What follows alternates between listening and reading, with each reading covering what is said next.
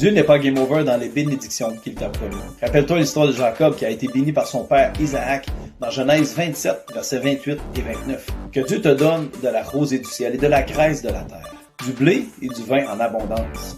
Que des peuples te soient soumis et que des nations se prosternent devant toi. Sois le maître de tes frères et que les fils de ta mère se prosternent devant toi.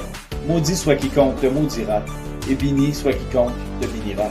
C'est une bénédiction que son père leur a fait qui était complète, qui devait couvrir tous les aspects de sa vie. Et malgré ça, comme tout le monde, Jacob a quand même vécu des moments difficiles. Il a dû premièrement fuir devant son frère Ésaü, qui était fâché de lui avoir volé sa bénédiction. Il est parti dans un pays très lointain.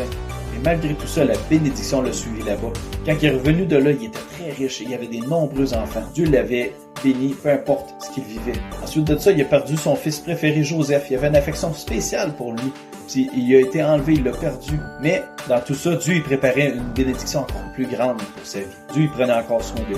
Parce que beaucoup plus tard, il y a eu une famine dans le pays. Tout le monde mourait de faim, ça allait vraiment mal. Et le pays qui devait lui donner du blé et du vin en abondance, selon la bénédiction, il ne donnait plus rien. Mais Dieu y avait préparé quelque chose. En Égypte, il a trouvé à manger premièrement pour lui et toute sa famille. Et ensuite, il a même retrouvé son fils Joseph qu'il avait perdu. Jamais la bénédiction ne l'a abandonné. Dieu a toujours été là pour lui. Alors, même chose dans ta vie.